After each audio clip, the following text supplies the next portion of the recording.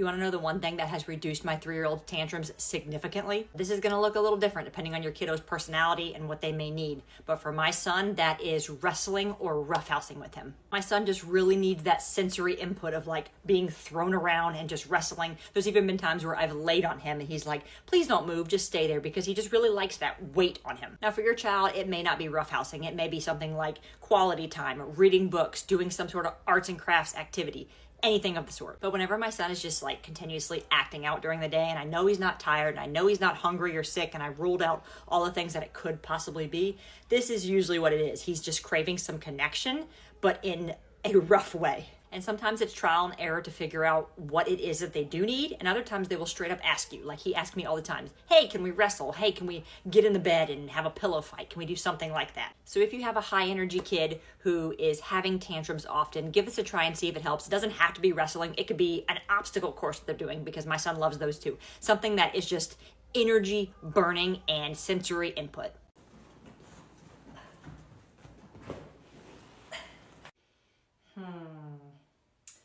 You know what? I can't see it, so it's not even there. Nope.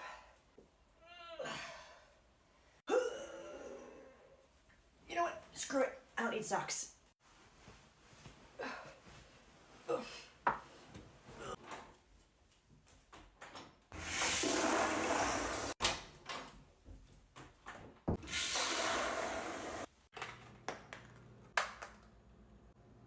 I'm not picking that up. Oh no, I'm feeling crampy. I must be dehydrated.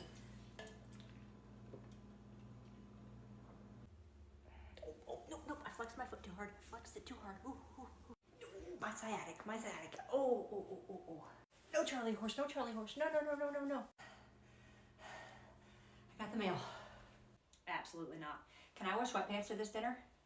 What if it's like a nice pair of sweatpants? Parents, let's get one thing straight. You are not doing it wrong. Social media is a great source of information, but it's also a great place to make you feel like you're a bad parent. I see so many videos or pictures of people being like, this is what I fed my baby today, and it's like a 5-course meal.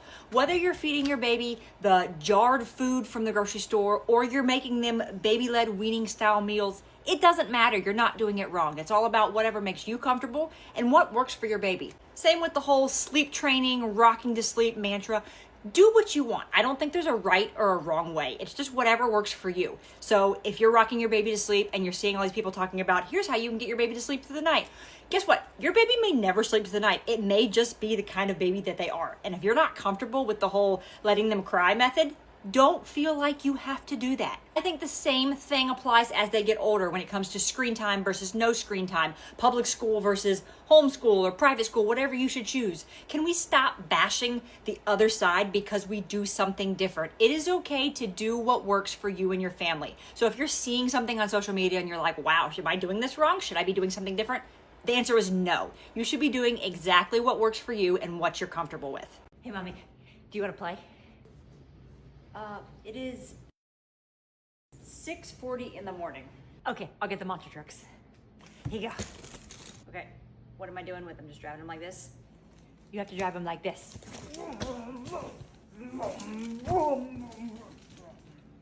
I'm not doing that. Oh, I have a good idea. Watch this.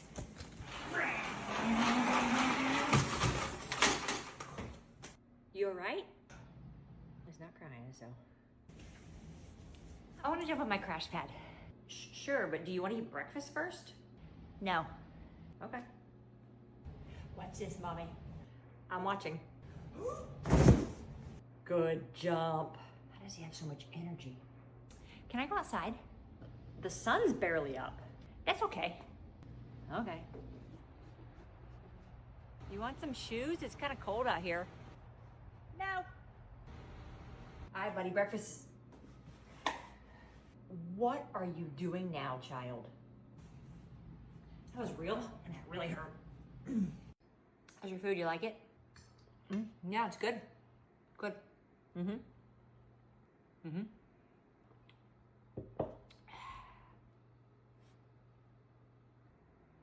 What's wrong with your blueberries? These just look a little funny. So they can't just stay on your plate? Nope. Okay. no, please come sit back down. No, I just have to do something. You done? Yep. Okay.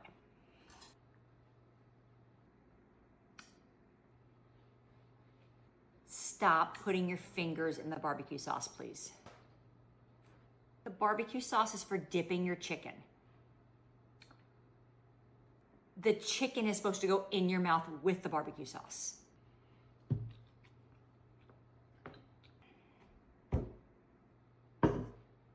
What do you, no, don't spit the water on your, I'm not done. Huh, grocery order is supposed to be here 5 minutes ago. They must have got lost. Oh no, the groceries are lost forever. Oh, I'm gonna stop eating groceries. No, not really lost. No, they're coming. They're coming. It's okay. It's okay. They're coming. Oh no, my strawberry's gone forever. No, it's just under the, buddy. Okay. Here you go. It was just under the table. Thank you. All right, buddy, take your boots off. Whoa. Whoa, whoa, whoa, whoa, whoa. Stop, listen to me. Listen, there's an easier way. And you just stop for a second and listen to me. Sit on your butt and take them off. It'll be easier. Hey, Mommy, do you want to come play? Great, here we go. No! Mommy, you want to race cars? Yeah, pal, that sounds like a great idea. Oops. Yes! Sorry. Mommy, you still play with me? Mommy? Yep. Mommy? Mommy, but can you still play with me? But can you race your car? Can you give me a second, please? Where is that other toy? Oh no. Oh, he landed on my foot. Would you stop? What happened, Mommy? Can I have some more yogurt, please? 1 second, buddy. 1 second. On these, you bit your cheek on a raspberry? Whew, that really, really hurt. Can I have some more yogurt now? Oh, jeez, whoa. What happened, Mommy? Oh, I just tripped over the rug, buddy, no big deal. What is wrong with you? I can't even claim workers' comp. Whoa, Mommy, look at that ghost. Whoa, buddy, that's a cool ghost. Okay, let's keep going. Why? Because it's weird to just stand here staring at somebody's house. Their house is weird? No, I said it's... Hi, how are ya? Oh, hi.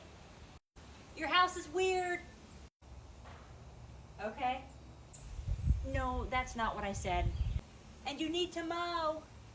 Okay, well, that's true. Come on, go before you say something else. Here's some parent hacks I've acquired over the last few years. You guys ever gonna open these and you do the little like cringe and try and get your body away because you know they're gonna pop juice at you? Well, let me show you how you stop that from happening. Literally just hold them like this so that there's an air bubble where you're gonna open it. And then when you pull it, juice isn't going to pop at you because all of the juice is drained down that way.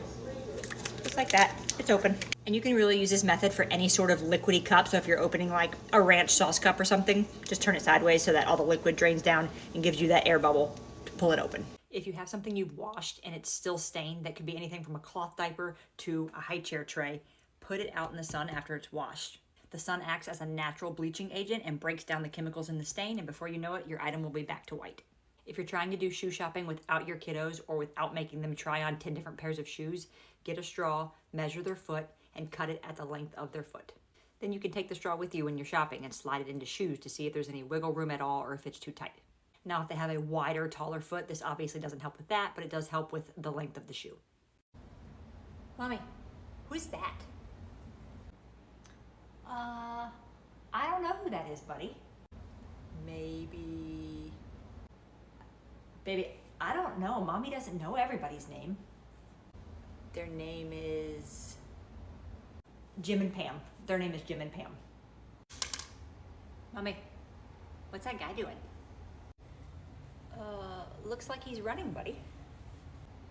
Because he likes running. Because he's keeping his body healthy. Where's he going? I don't know where he's going. Probably to he's running to the grocery store. So he can, to get a cookie. Because I'm out of answers. I don't know. I don't know anything else. Here's a list of things that I cannot live without as a mom to a newborn. A good baby carrier, not just for the sake of getting stuff done around the house, but because when my baby's really fussy and doesn't want to go to sleep, I can strap her to me, and the comfort of her being so close and tight to me puts her to sleep immediately. So if you're struggling getting your baby to sleep, they're fighting naps, try putting them in the carrier. They may squirm for a minute or two, but eventually my girl settles right down and falls asleep. I'm not a doctor. I'm not going to tell you what to do, but these Milacon gas drops have literally saved us when it comes to how gassy and fussy my baby is. Some sort of saline mist, this one's for newborns, and a snot sucker. Every time my baby sounds congested, I use these, and I am shocked at the size of the boogers that come out of her nose, and she immediately has relief. I know there's a lot of back and forth about this next item, but the Owlet sock, it keeps track of their oxygen level and their pulse, and although it doesn't give me complete peace of mind, I still check. It does help tremendously. And I have never gotten any false readings off that thing. The only time it goes off is if I'm too far across the other side of the house and it's setting off an alarm, just letting us know, hey, it's been disconnected from the base, I'm too far away. And last but certainly not least, I did not have this item with my firstborn, and it is the greatest thing we've ever bought with our second because it saves me so much time. If you're on the fence about it, get this Mom Cozy bottle washer. It washes, it sterilizes, and it dries, and it is amazing. I have not had to wash or do anything with pump parts or bottles in 6 weeks. Here's some tips and tricks I've learned in the last 3 years of parenting. First, if you're trying to cut their fingernails or toenails and they are fighting you, we used to take a pair of clippers with us, fingernail clippers, and when they fell asleep in the car, we would cut their fingernails or toenails that way. Or if you have a baby and they're old enough to face outwards, when they're facing outwards, if they fall asleep or whatever the case is where they're just kind of relaxed, you can go ahead and cut their toenails that way. And it's basically like you're cutting your own fingernails because it's right there. It's easy to see. It works great. If your child is playing with stickers, to avoid having to peel each sticker off for them because they can't quite get their finger under to peel it up, here's a trick for you. So for instance, here's our sticker page, and we're just going to take this front piece and peel all of this off, leaving the stickers on the page. So it's super easy for your kiddo to just peel it right off. Just like that. Now the only thing you have left is stickers that they can just grab right off. If I remember correctly, Busy Toddler Mom taught me that trick, so check her out, she's great. And last, if you have a wagon that you use for your kids, use that to unload your groceries, especially if it's a big haul. That way you're not trying to she-hulk all your groceries on your arms into the house, and you're not having to worry about if your kids are inside alone or they're outside. You're not trying to go in and out and watch your kids and unload the groceries. Just pile them up into the wagon and push the wagon up to the door, push it in your house if you want, and unload your groceries that way. We use this to unload for our Costco hauls, and it works great.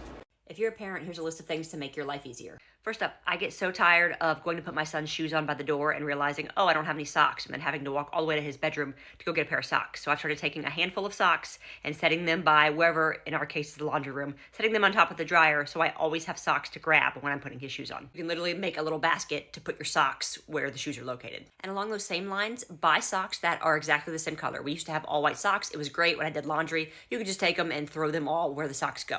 Well, now we have ones that are different colored heels, and so I have to actually match them.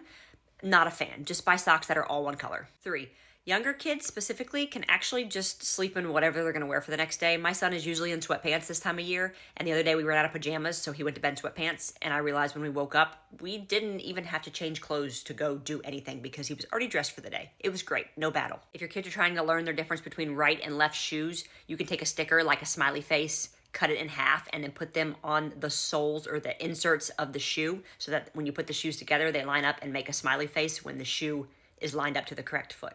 All these extra like floor mats you can buy to put on the floor for when your kids and they're throwing their food phase. Buy a vinyl tablecloth. You can put it on the floor. It's waterproof. You can rinse it off. You can use it as a changing station. It can travel in your car with you. You can use it as a picnic blanket. There are so many uses for a vinyl tablecloth, and it's so much cheaper.